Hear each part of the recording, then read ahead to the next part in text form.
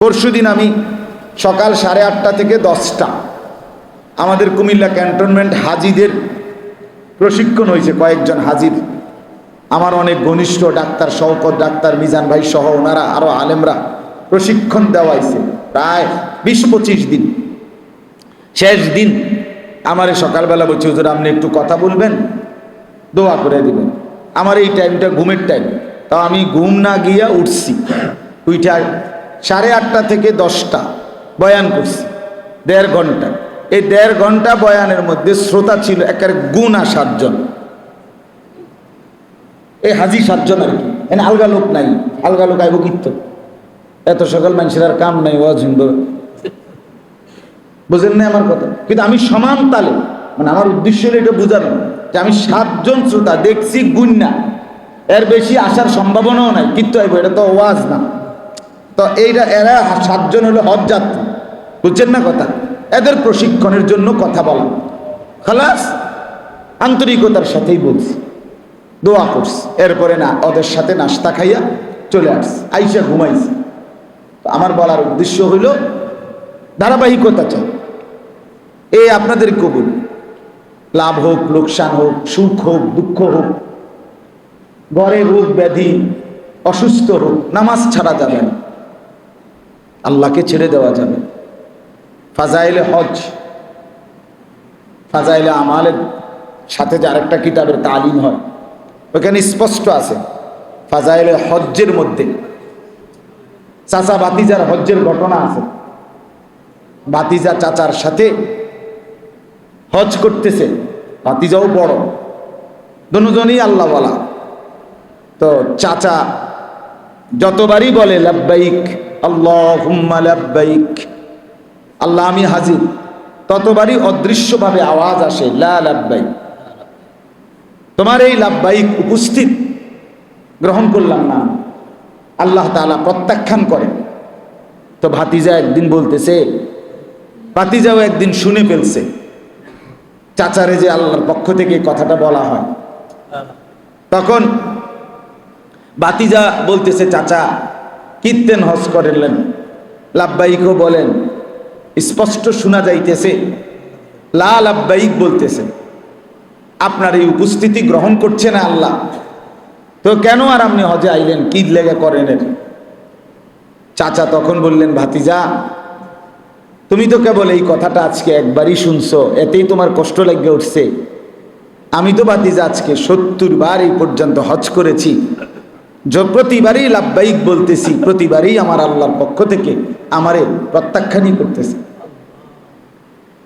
প্রত্যেকবারই বলছে লা লাব্বাইক, তোমার এই উপস্থিতি গ্রহণযোগ্য না। কিন্তু ভাতিজা তবুও আমি আসতেছি, তবুও আমি বলতেছি, কেন জানো? কারণ আমার এই আল্লাহ ছাড়া আর কেউ নাই। আমি উনি যদি আরো 70,000 বারো প্রত্যাখ্যান করে আমারে ফিরাইয়া দেয়, তো আমি রাগ করলে কার কাছে যাব? বলেন না, আছেনি কেউ?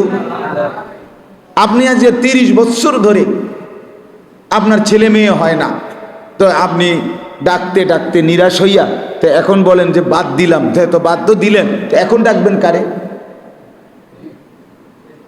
কথা বুঝেন নাই আপনি? 31 বছরের সময় আপনি এখন কারে ডাকবেন? আল্লাহকে বাদ দিয়ে আমাদের আর আছে কেউ? কেউ। তাইলে তখন ভাতিজারে যখন চাচা এই কথাইটা বলছে যে আমার মাওলা ছাড়া, আমার এই দুয়ার ছাড়া আর দুয়ার আছে কোথায় ভাতিজা? আমি তো এই দুয়ারেই পড়ে থাকবো, আমি তো এই দুয়ারেরই ভিখারি, আমার তো আর কোথাও ভিক্ষা নাই, আমার তো এখানেই এই দুয়ারেরই ভিখারি আমি।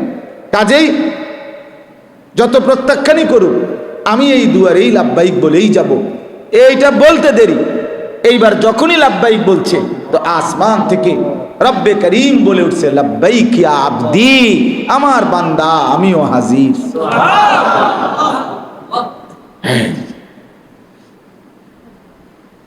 70 বারের পরে রব গ্রহণ করে নিয়েছে, গ্রহণ করে নিয়েছে। তো এই জন্য বললাম এটা গুরুত্বপূর্ণ বিষয়। মানুষের জীবন সবসময়, মানুষ সারাক্ষণ হাসে না, হাসে কেউ যদি সারাক্ষণ হাসে, মনে করেন আপনি সারাক্ষণ হাসেন, তো মানুষে তারে কি করবো, পাগল বলবে না? ধৈর্য পাগল কথা, সারাদিন ব্যাটকা,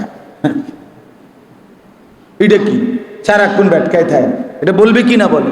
তাহলে বোঝা গেল কেহই সারাক্ষণ হাসে না। মানুষের জীবন সুখে দুঃখে আনন্দ বেদনায় ভরা, কখনো রোদ কখনো বৃষ্টি, কখনো রাত কখনো কি দিন, কখনো আলো কখনো কি অন্ধকার। ঠিক প্রত্যেকটা জোড়া জোড়া আল্লাহর সৃষ্টি, সব কি জোড়া জোড়া, সব জোড়া জোড়া। আমরা আপনারা সব জোড়া যদিও আমরা বলতে নাও পারি, জানি না, কিন্তু আল্লাহর ইলমে সব জোড়া জোড়া।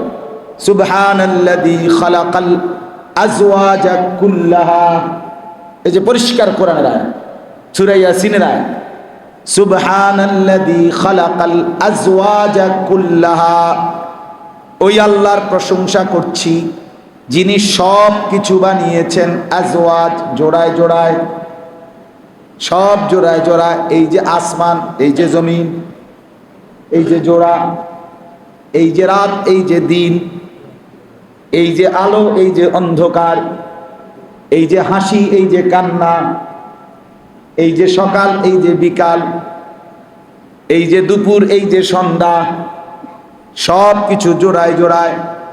সব জোড়া আমরা বলতে নাও পারলেও আল্লাহ সবটাই জানেন, জানেন কিনা?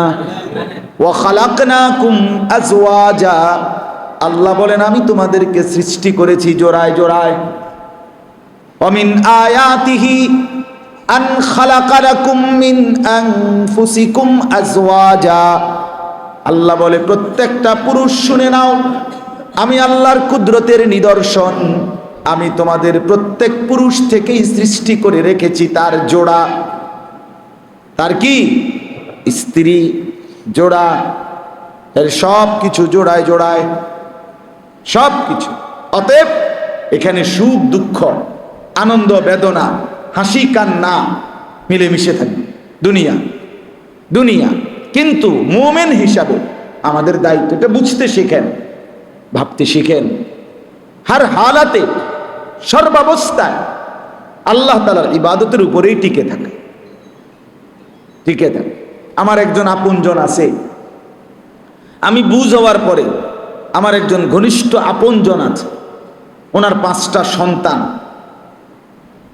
আমি বুঝ হওয়ার পরে সারাটা জীবন, আজকে আমি বুঝ হওয়ার পরে আজকে মনে করেন আমি যদি সেই 12 বছর বয়স থেকে খোঁজখবর নিয়ে থাকি ওনার, আজও আজকে আমার 42 বছর, তো ধরেন 30 বছর, এই 30টা বছর আমি দেখে যাচ্ছি উনার জীবনে শুধু বিপদ আর বিপদ।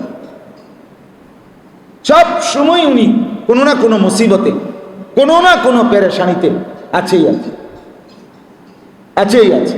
তো এর ভিতর দিয়েই আল্লাহকে ডাকতেছে, এর ভেতর দিয়েই 3টা ছেলে কওমি মাদ্রাসায় পড়তেছে, এর ভিতরে দিয়েই মেয়েগুলো বিয়ে দিছে। কিন্তু আজকে শুনি এটা, কালকে এটা, মানে কোনো না কোনো মুসিবতে ওনারা চলছেই, চলমান চলমান। আমি আল্লাহর ঘরে গিয়েও কাবার গিলাফ ধরে কাবার কাছে দাঁড়াইও ওনার জন্য দোয়া করছি, হায় মাওলা, আমি কি তার সুখ দেখবো না, শুনবো না?